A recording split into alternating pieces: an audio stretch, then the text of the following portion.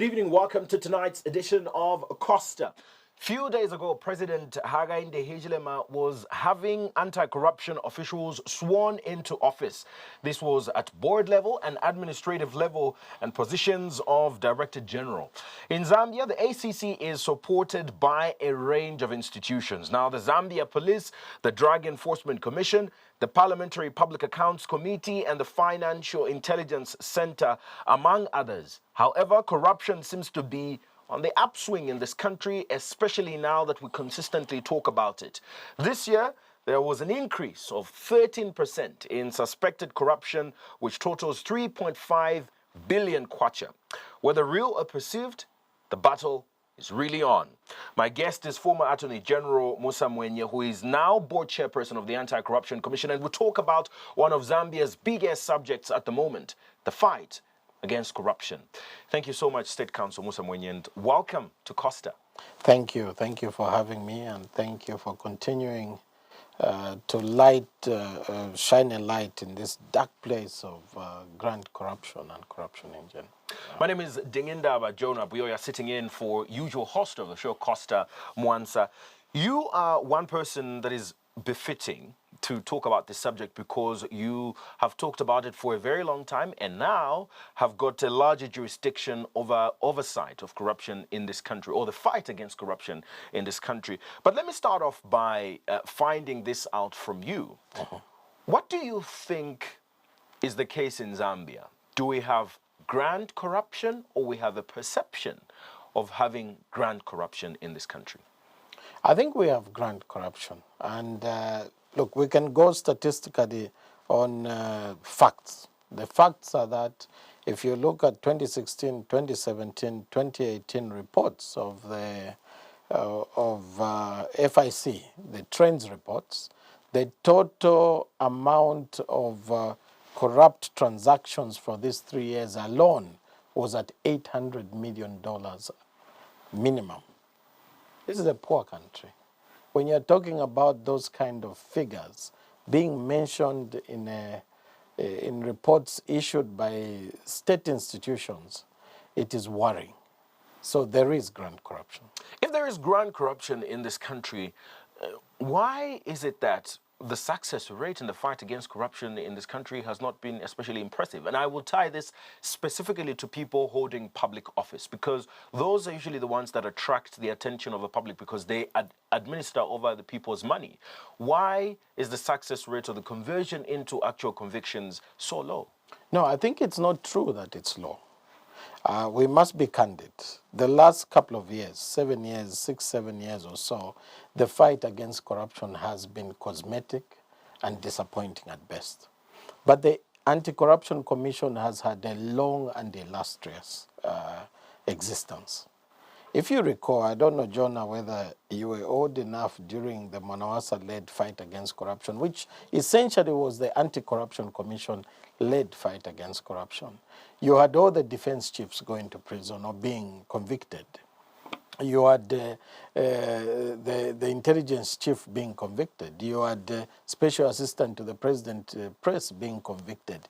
You had permanent secretary being convicted at Ministry of Finance. You had the secretary to the treasury being convicted, and the list goes on and on. There were recoveries. If you recall, there was a time when we had one public official who was found with 2 billion kwacha on his property. If you recall that, there was a farm. That person was convicted, the farm was forfeited, and the money itself was forfeited to the state. So there have been a lot of strides made in the fight against corruption, and there have been high success rates. But in the recent past, there have been reversals. And I think those can be corrected, and they will be corrected. Well, I like the fact that you started off by saying President Mwanawasa's administration, and later said the ACC, it was driven by the ACC. But doesn't that give the impression also that the fight against corruption by the Anti-Corruption Commission is usually driven by whoever is sitting in charge as president of the country, even if it shouldn't be the case? Yeah, that shouldn't be the case. But political will is very important in fighting corruption. It's indispensable. You need political will to wage a successful fight against corruption. I'll give you an example. You've already said that I served as Attorney General. When I was Attorney General, 2 deputy ministers were charged with corruption, and they were taken to court. Okay, although there could have been some pressure to drop those cases, they were fired. Okay, and after they were fired, there was the then DPP, the Anti-Corruption Commission, refused to drop these cases. They pursued them in spite of the political pressure internally at that time to drop the cases. What we had was political will at the top, but also a commitment by those who were in watchdog institutions to fight the scourge. The result of that was, I don't know whether you're aware, but I joined government about 2011. In 2012, the TIZ, Transparency International Zambia, Transparency International Corruption Perception Index for Zambia rose sharply from 32 to 37. That is the highest it had ever been up to that time.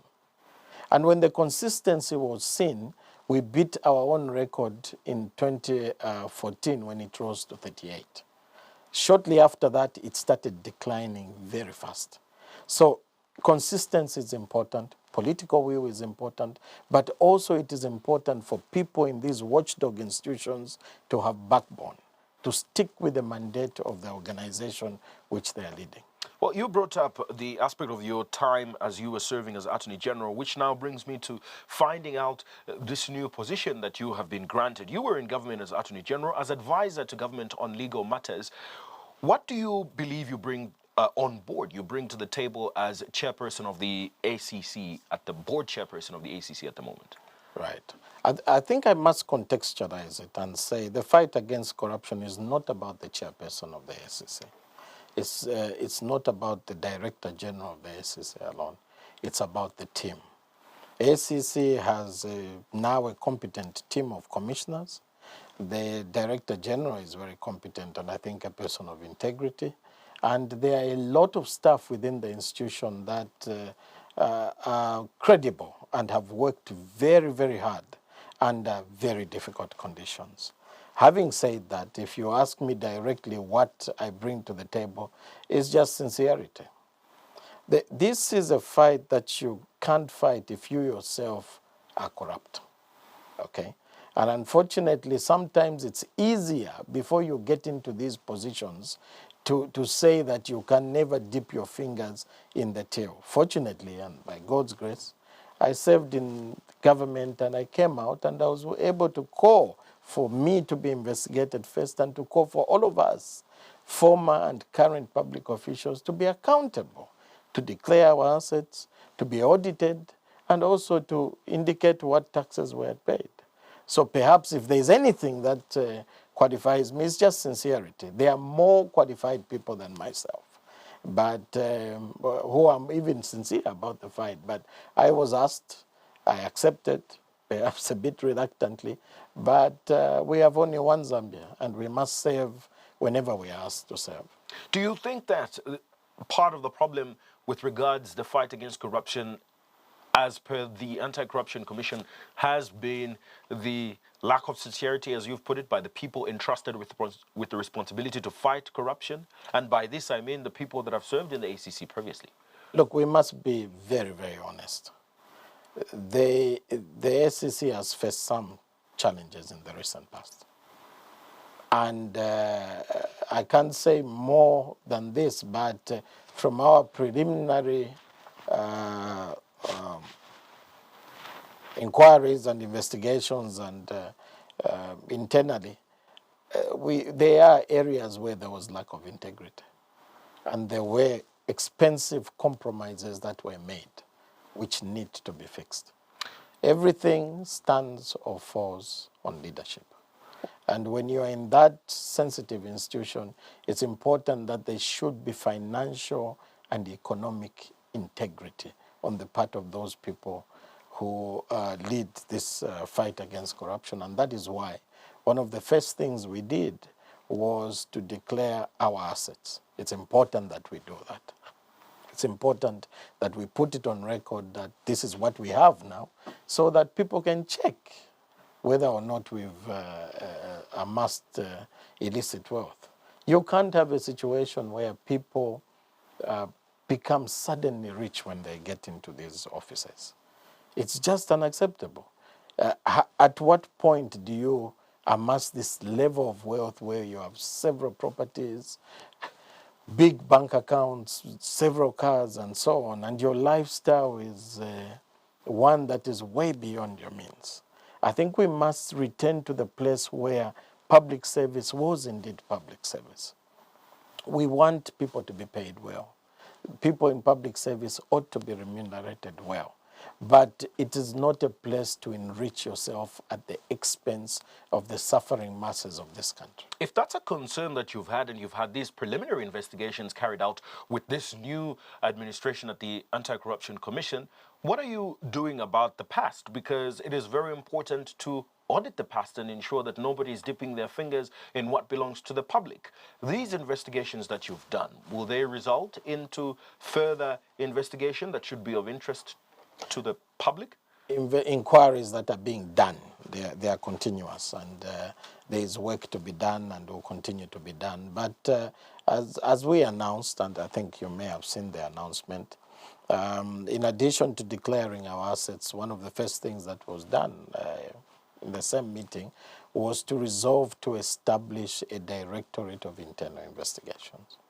Now, this is not reinventing the wheel, because the Zambia Revenue Authority has a very successful Directorate of Internal Investigations which investigates people within the institution who may be accused of corruption or other malfeasance. So that is functioning well, and it's something that in most progressive law enforcement agencies must be a standard feature. So we are introducing this one so that if you have a complaint against me, you can lodge it with that directorate, whose only requirement, whose only job will be to make sure that the people within the SEC comply with their ethical standards. They do the job for which they were engaged, and they do not engage in corrupt activity. So it is inaccurate to conclude that this directorate that was created within the ACC is there to frustrate anybody that was appointed by the previous administration, frustrate them out of office? Far from it. You see, the ACC requires its experienced staff. It takes long to train people. It takes long to build capacity to do the things that they do. Only careless and reckless leaders of any organization would lose such talent. In only cases that are proven malfeasance on the instance of these officers that are working in the SC, only in those cases will the management and commission move against employees of the SEC. And I must say, the vast majority of the employees in the SEC have worked diligently, have exercised integrity under very, very difficult conditions. It's just a small pocket of individuals that have betrayed the trust of the people and also the institution. What do you think this means to the fight against corruption in the country and the governance of this country generally, that every time that you have an opportunity to lead, every time that you've got an opportunity to do something, the question of whether or not this is being done to frustrate somebody out of office or it is being politically motivated comes up? What do you think this has meant to the governance of this country and ultimately even the fight against corruption itself? Well, let me talk about the SEC, because that's what I'm here for. In its history from the late 70s, early 80s, you have not had purges, as has been suggested, or frustrating people who were there. It's just not been there, okay? But the general public has been insistent that something be done about the SEC, and they are right. They are right to insist that we deal with problems internally of lack of integrity with some officers, because you cannot have corrupt people fighting corruption. It just won't happen. So we must clean up house because we have seen, it's been in the public, certain problems in the past. And the public are awake. The citizens of this country are awake and they've called for certain action, and that action is being taken. What has made the issues around corruption and the public service be so connected at the moment? Because it is not true that only politicians and people serving in public offices are corrupt. But this is what takes center stage, and this is what everybody is interested in looking at. Why has this been the case at the moment? Why has this been a consistent build-up in this country over the years? No, well, I've just given you examples of secretaries to the Treasury being convicted, permanent secretaries being convicted. The fight against corruption is about corruption. It's not about politicians. It's not about political parties. It is about corruption. And wherever evidence leads, wherever the evidence of corruption leads, our commitment is to follow it there. And that is simply it. Corruption doesn't wear a tag of position. It doesn't wear a tag of tribe. It doesn't wear party colors. Corruption is corruption. It is theft of public resources or abuse of offices for private gain. And that is what it is. So it happens among civil servants, okay, senior civil servants. It happens among politicians. But when you talk about grand corruption,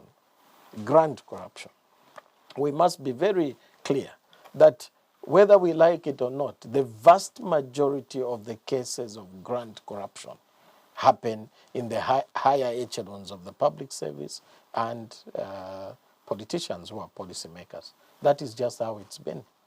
We are at the moment, witnessing a lot of investigations being carried out against the previous administration of the Patriotic Front and some of its officials. Some of them have actually been arrested by different wings of government, even the Anti-Corruption Commission. And what consistently comes out is that this is an attempt at getting former President Edgar Lungu implicated into all of this. But the question that I'd like to find out from you is, the former president has got immunity at the moment, and what do you think would be the best route to take? I mean, I know it's pretty obvious from a legal point of view, but what do you think would be the best route to take if he's implicated in this, in any of these issues? But further than that, talking about the actual immunity that is attached to a head of state, on whether or not in a year like 2022, where the world has advanced with its freedoms and transparency, a country must protect a head of state in the manner we do? Let me start by addressing the perception that you've mentioned. I don't know who has this perception that the evidence is being gathered to target former President Edgar Lungu. That's simply not true. Evidence is being gathered about corruption. And wherever it leads, it shall be followed. Issues of immunity are things that fall within the purview of Parliament and members of Parliament. Our job at ACC is to investigate corruption and to follow the evidence. And that's exactly what we will do. Well, my second question on what you think generally about the protection that surrounds a head of state in this country in prosecution, especially that we're talking about grand corruption. We must draw a balance. We must draw a balance between protection of heads of state because of the sensitive things they do, and also allowing errant heads of state to face justice. Okay? You cannot have protection against pillaging. Heads of state are not elected to abuse the trust of the people. No one in this country lines up so that they can elect a head of state and that head of state should get millions of dollars and benefit themselves. I don't think any head of state we've had, or we have now, even the current head of state, will stand before any camera and say that it's okay for me to take public resources. It's simply not okay. And in fact, you would want to think that if heads of state and sincere former heads of state, who there is evidence or allegations of serious corruption, and they themselves are blameless, they should volunteer to remove their immunity. What is wrong with that? If I am clean, What is wrong with me answering questions? Which is now leading to, this is what I'm building up to. If that's the case, and if somebody doesn't at all need reason for suspicion, why are they even immune in the first place? Why is this important in this country? Do we need it at all? Well, that's a conversation that you, the citizens, should have. It's a constitutional issue. You must have a debate. And if the people of Zambia decide that these clauses should be removed, then so be it. But as I said, that is a preserve of the people of Zambia. It's a preserve of parliament. And it's a conversation that we must honestly have. But as I said, I was one person who served in government, both as Solicitor General and Attorney General. Jonah, several times you heard me saying that I'm willing to be subjected to an audit. Because I believe if I were head of state and there were allegations that I dipped my hand in the till, and I haven't done it, I would willingly subject myself to investigation. What is wrong with that? You can't manufacture evidence. How complex does the fight against corruption become now that we see? No, I need to follow up the issue. You can't manufacture evidence. If there is no way I can manufacture evidence that you stole something, how? If the evidence is there, we follow it. That is all. Except that when you talk about it, you have also consistently talked about how there is need for political will, yes, how there is also several situations of political pressure. You gave examples of the time you were serving in office. So if this political pressure does exist, isn't it possible also that this political pressure can exist to tarnish the image of certain people? Well, how do you tarnish the image of certain people without evidence? That's what I'm saying. I was Attorney General, I was Solicitor General. I offered myself, come and audit me. You see, at the end of the day, these public offices, people shouldn't seek them if they're not committed to transparency and accountability. That is what these public offices are for.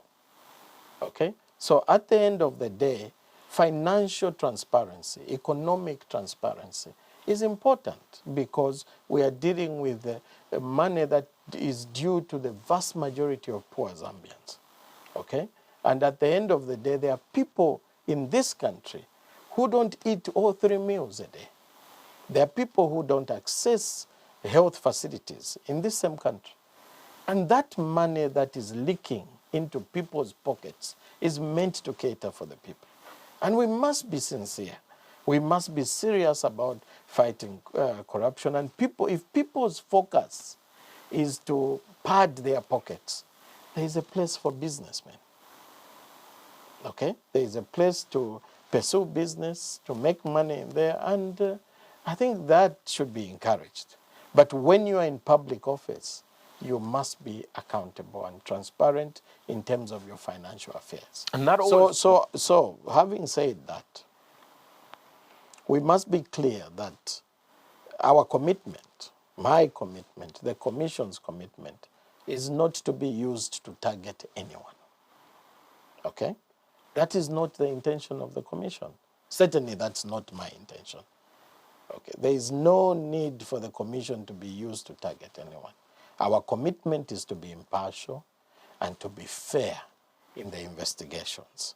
And if there is evidence, I must emphasize that, if there is evidence of corruption, we will follow it.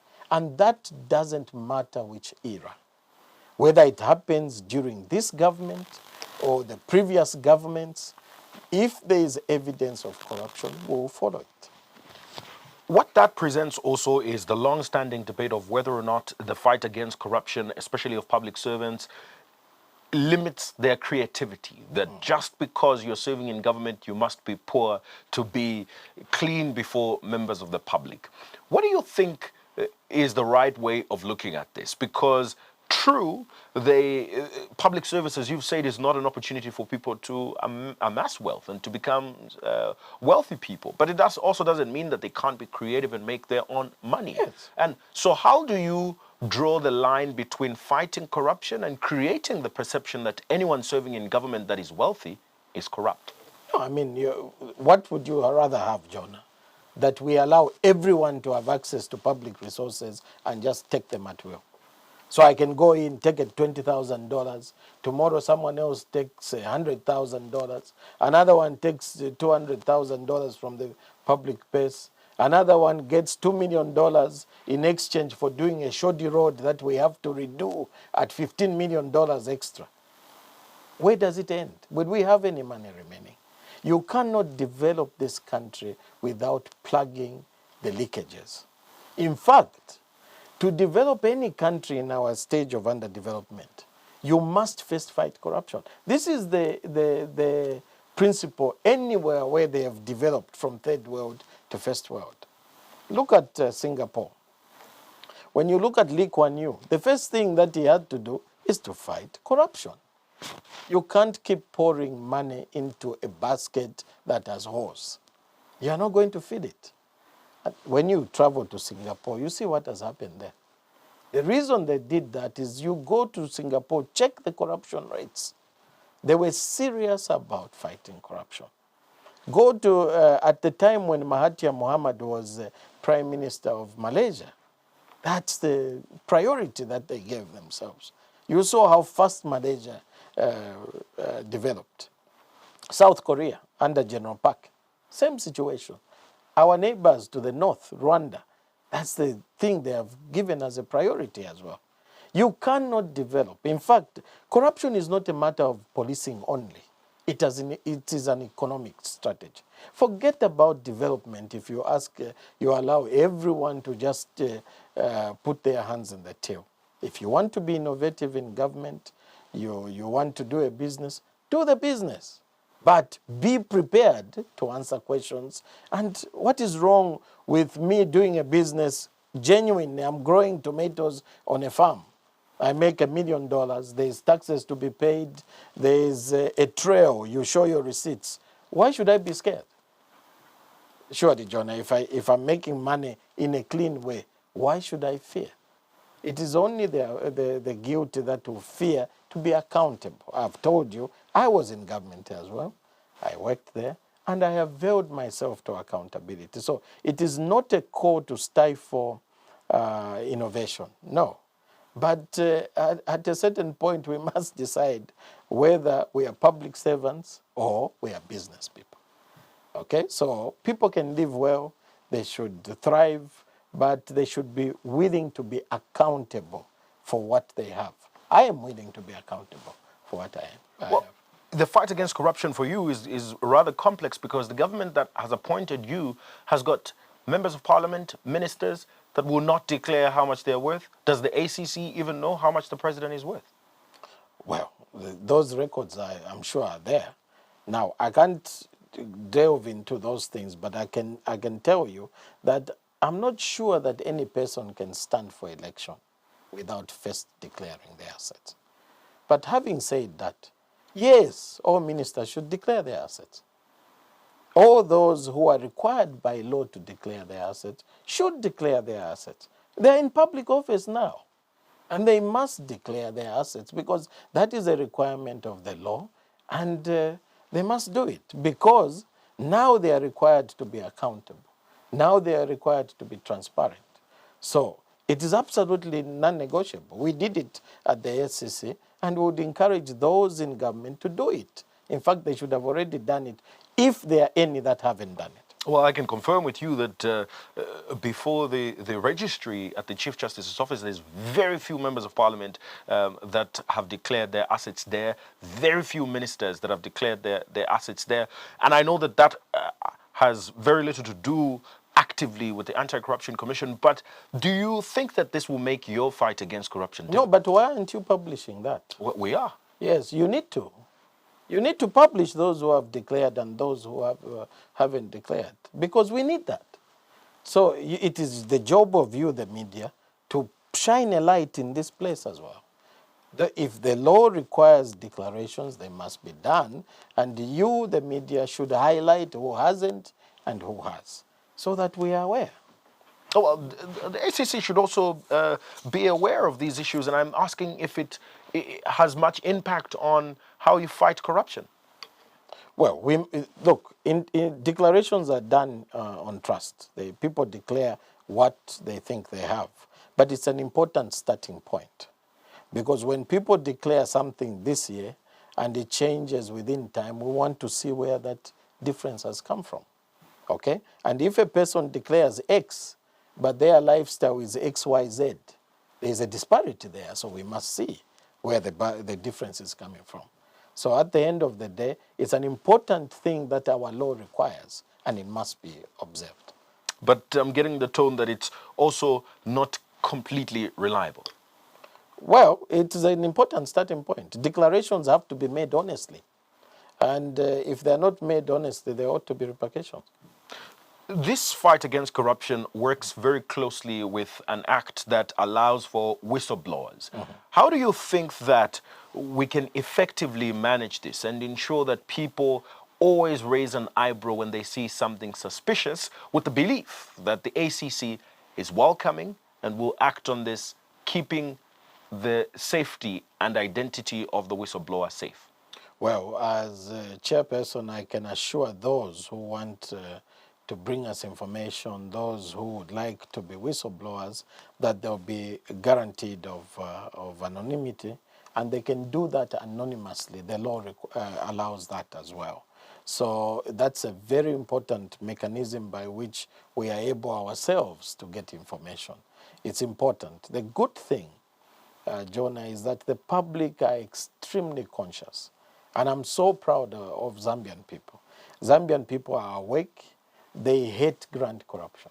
They hate it, and they have expressed it over and over again. And as Zambians, we must continue on this trajectory because that is our money.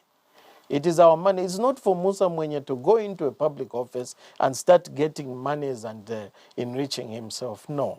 Those monies are meant for the poorest of the poor in this country. And our job is, where there is a breach of that public trust, is to follow the evidence and do all we can to bring those who are guilty to book. Do you completely believe that the legal framework in the fight against crime, I mean, this is usually what a lot of people will rush to, the systems in the country, Do you believe that the legal framework in Zambia provides for a fight against corruption, an effective fight against corruption that will reduce the grand corruption that you talk about, and we see Zambia's perception index improving as has been demonstrated previously? Just say that again. Sorry, I missed it. The legal framework in the country, does it give you confidence enough and enough ammunition to fight corruption? You see, the corruption is dynamic, and financial instruments change. Things in which people who get corrupt proceeds put their money in changes, and the way things are done change all the time. So there is need for constant innovation, constant reform. But you must recall, if you recall, the current Anti-Corruption Act was passed in 2012. A lot of the infrastructure around corruption fight was enacted around 2010, including the Forfeiture Act the Whistleblowers Act that you mentioned. And where there is need for reform, we will recommend that. But the current laws are sufficient for us to pursue what we need to do right now. You can be a part of the show tonight by calling in on the number that is coming on your TV screen and make a contribution, ask your questions, or you can also give us feedback using our social media platforms. That's Diamond TV Zambia on Twitter and Facebook. We're joined by the ACC Board Chairman, Musa Mwenye, State Council, and we're talking about the fight against corruption in this country. There's one aspect that has come out pretty popular, especially after the 2021 general election. Popular because people have found it interesting, even if it is a provision provided for in Zambian laws, but it is the forfeiture that you just talked about. And a lot of people have found it peculiar. Some have been wondering how effective it is in setting an example on the fight against corruption. And I would like to get your thoughts on this, because one of the thoughts that people have is it encourages people to practice corruption and get out of it by simply giving back whatever they believe they might have gotten out of corruption, which could potentially reduce deterring others from being corrupt. Okay. So I think we may have conflated some issues here. I just gave you an example when earlier on in this program of a public official who was found with then 2 billion kwacha, which is now 2 million kwacha, buried on his on his farm. In that case, the public official was convicted, okay? The farm was forfeited, and the money was forfeited as well. So forfeiture happens in the realm of the conviction as well.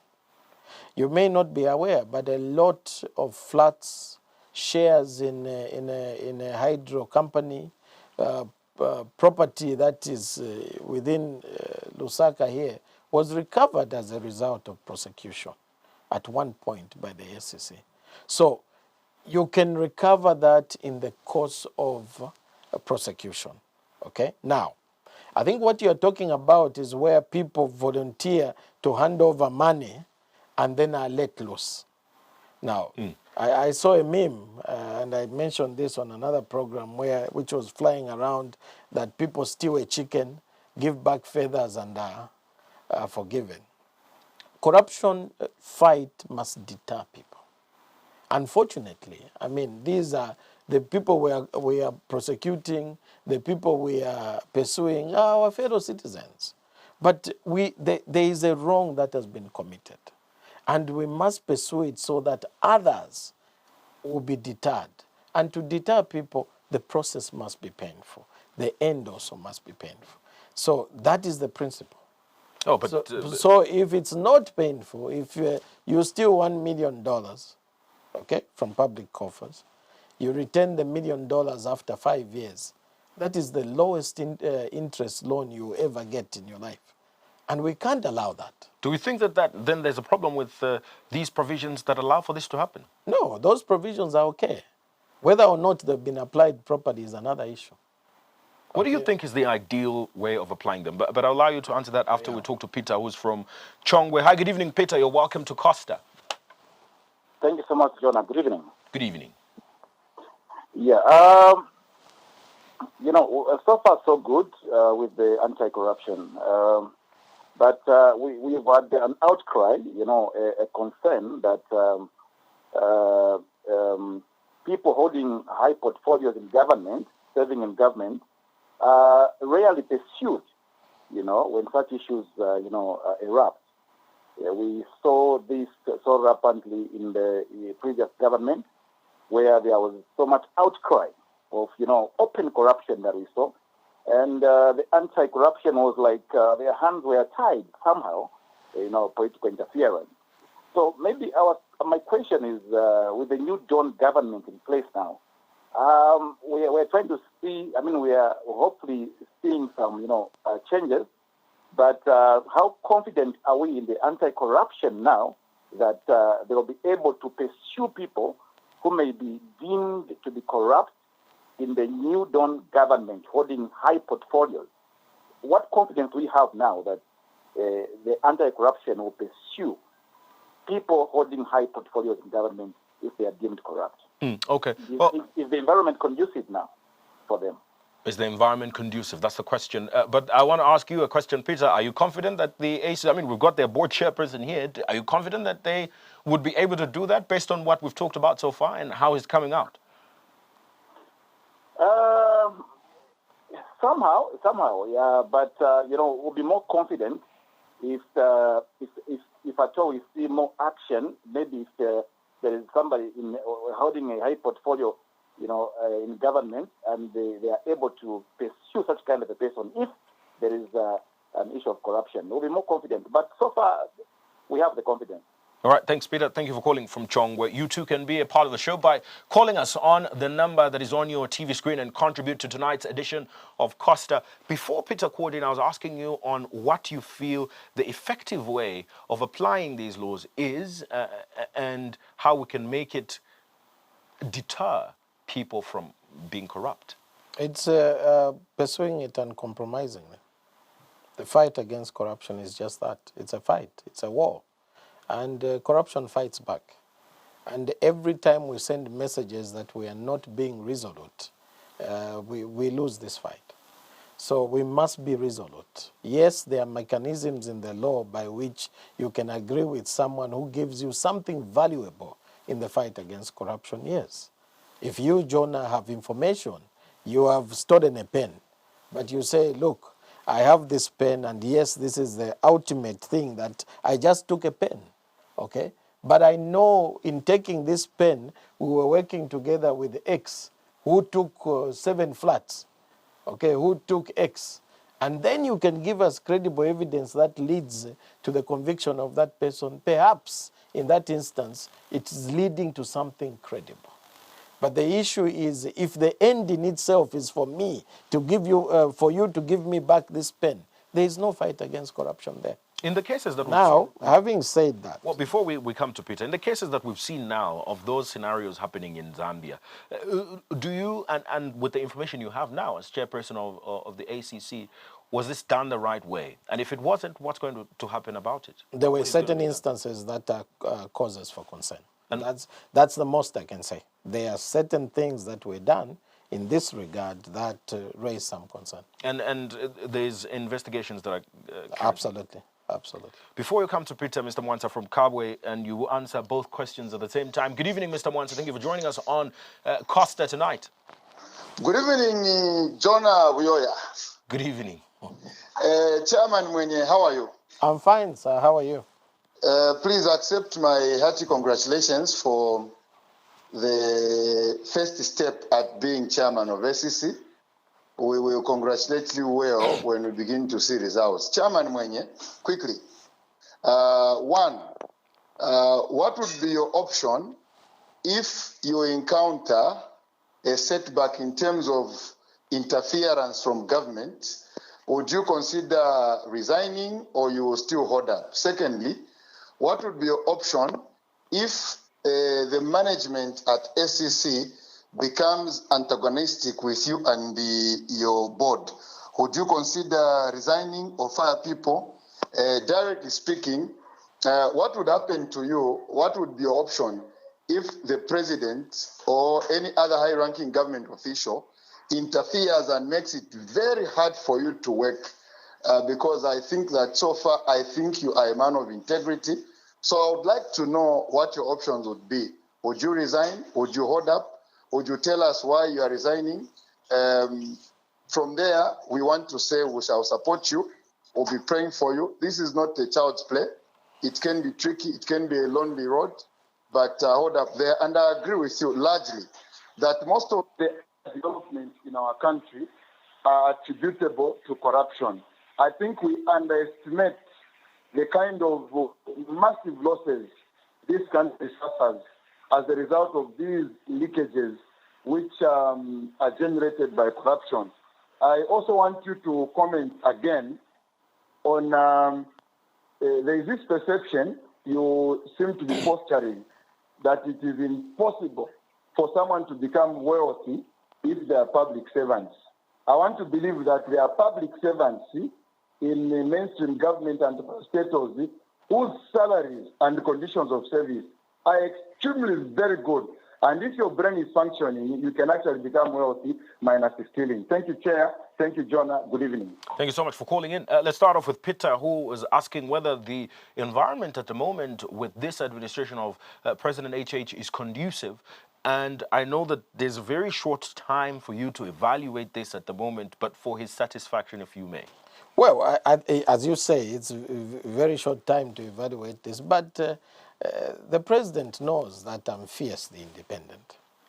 Okay, my track record is there. For him to appoint a person who is as fiercely independent as I am, it shows that there is a commitment to the fight against corruption. Because he could have appointed a person who is easily controlled. He could have appointed someone who is known to be complicit. But in his wisdom, he appointed a person like me. I can only hope that that's an indication to all of us that he's committed to the fight against corruption, because we've seen in the past that some of the most important decisions is in the choice of the persons to lead the organization. And leaders who want to compromise an organization would sometimes go for someone they consider weak. He has taken the step to appoint strong people in the commission itself. He has appointed a strong DG. So one would hope that that is a clear indication of the will to fight corruption. Do you think that because of what you describe as fiercely independent could be the reason why you parted ways with government after being appointed by President Michael Sata? Yes, of course. You recall the debacle that was there. I was Attorney General. President Edgar Lungu, former President Edgar Lungu, was left to act when he was Minister of Defense. Okay? And the law was clear that only the vice president could be an acting president on the death of the president. And I stuck by the law. And I was happy to leave government without compromising my position. When things are clear, why should I compromise? What is right, and what is wrong is wrong. Makasa Walia presents a hypothetical scenario, and he's asking what you would do if the environment is no longer conducive. And he's also asking whether you would call out government and tell the people what's happening if your independence, your fierce independence is threatened. Look, at the end of the day, I've just said how in the past I have worked under very difficult conditions. When former President Michael Sata died, I can't get into the things that are confidential and secret that happened then, but what I can say is that we stood our ground on what the law is. I lifted my hand and I took an oath to protect and preserve the Constitution of Zambia, and I did it and risked my job. I didn't die, I'm still around here. So at the end of the day, the oath that we took again recently was to protect and preserve the Constitution of Zambia and the laws of Zambia. And my undertaking is to do just that. Well, you talked a little bit about this that I'm about to ask, but he asked it and it might mean that he didn't get it quite clearly. And this is about the impression that those that serve in government cannot be wealthy. And he says that some of them have got good working conditions, and if the brain works, they might just be wealthy. Well, fortunately, I don't know where he works, but I've been Attorney General. I've been there. And previously, I was in this studio when I was talking about, I think, I can't recall whether it's here or your competitors, but when I said that the salaries, they are public. You can see them. It was here. Yes. And I told you what my net salary was. Whether or not on a net of then 30, 40, 50, I don't know whether it's 30,000 kwacha, I could build millions while taking my children to school, while feeding my family. I could become a super millionaire. I have said it clearly. You can live comfortably. But, yes, there could be some who use their head.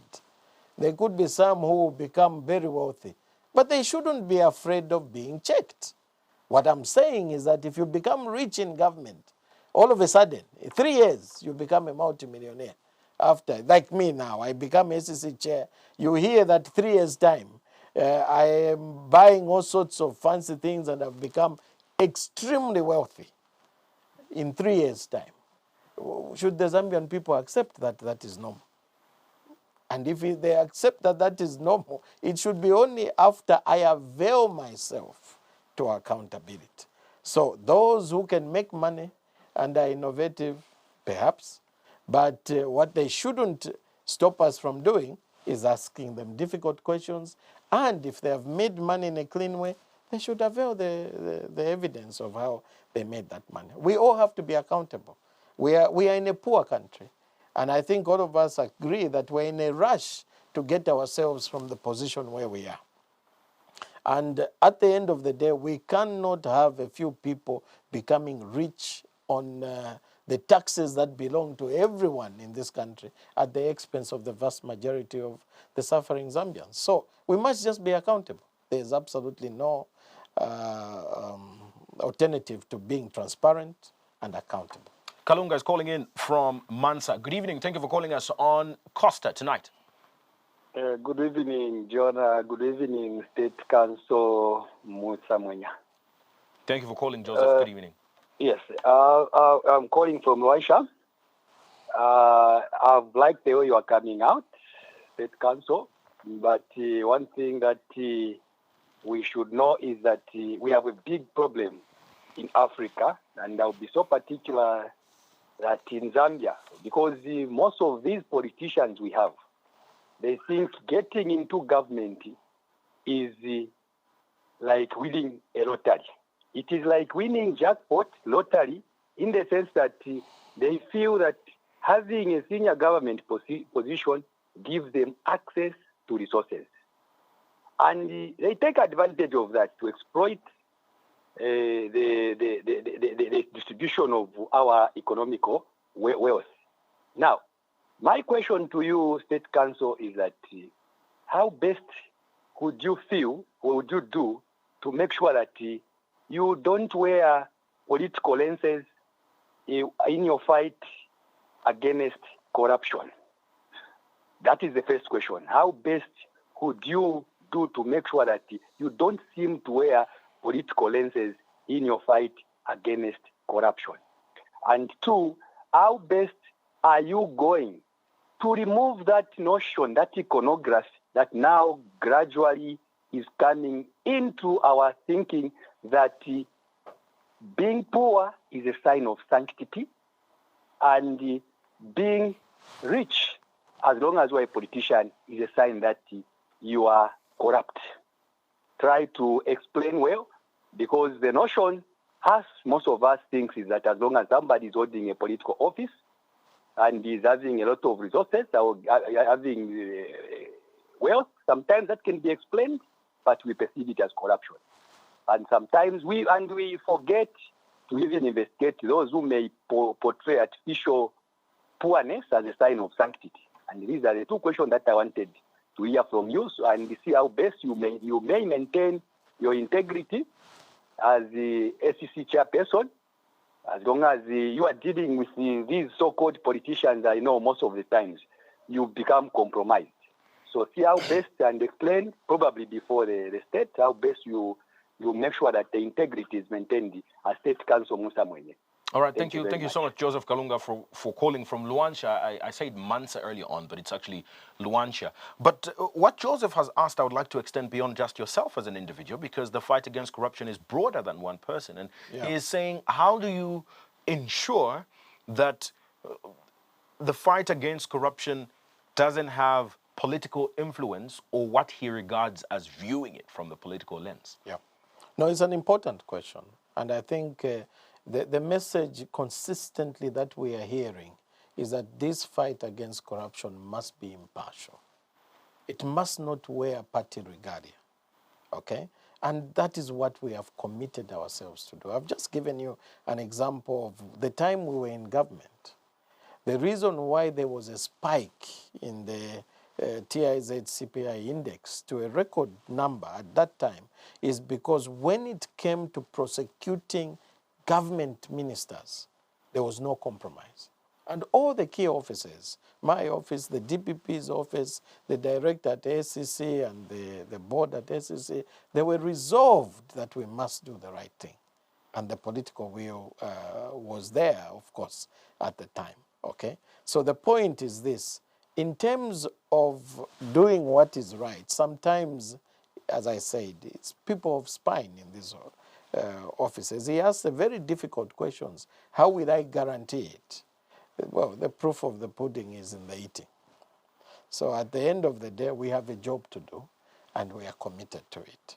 And for me, where there is evidence of corruption, that evidence will be followed. And the advice to those who are in public office now is not to do it, because we will follow the evidence. The biggest gap at the moment, perhaps with regards the fight against corruption and the Zambian people, is people having confidence in law enforcement agencies, people having confidence in the people entrusted with responsibility to fight corruption. What do you think needs to be done to rebuild this confidence now? And the bigger question is, with the ACC as it is, should people actually even have confidence? You know, fortunately, Jonah, you've heard all the callers that we have spoken to who have called in. There's a lot of confidence in the ACC. The people want the ACC to succeed. I haven't heard a single person who doesn't want the institution to succeed. Granted, in the recent past, they've expressed a lot of frustration at some of the things that have happened. They've expressed frustration at the pace in which certain things have been done. And that is acceptable. It shows me that the citizens are awake. But it also gives me comfort that with the citizens being awake, they are aware why the fight against corruption is important. And it makes our work much, much easier. So, contrary to what you're saying, I think there is a lot of public support for the fight against corruption. Yes, there was a lot of impatience and also frustration at the course that it was taken. But I think we are back on course, and obviously we know that people want to see results, okay? And we are hard at work at that. Also, in saying that, I must be candid and say, court processes, okay, prosecution in its very nature is not a 2-month issue. Which is, as you answer that, which is what I was going to come to next, because there still is a feeling from members of the public that the fight against corruption is slow. The fight against corruption might actually not even exist at all. That's what some of them feel. It exists. So then the issue is, how do they, and that's the confidence I'm talking about, that they feel it's taking too long? How do they have confidence that it's not, if it's not, and that it exists if it does? It does exist. In the past, when you look at the history of the fight against corruption, yes, it took a bit of time. But in the final analysis, even the fact that you, Jonah, are going to court to answer charges is a form of deterrence. The end game is to get convictions and to get people to account. But it is not fun to go to court. So the process itself is deterrent. But the idea is also to aim for a successful result in fighting corruption. So trust the process. It is going on, and there are people who are committed within the ACC to making this work. Yes, maybe they were yearning for leadership to cover them, to guide them in getting the results.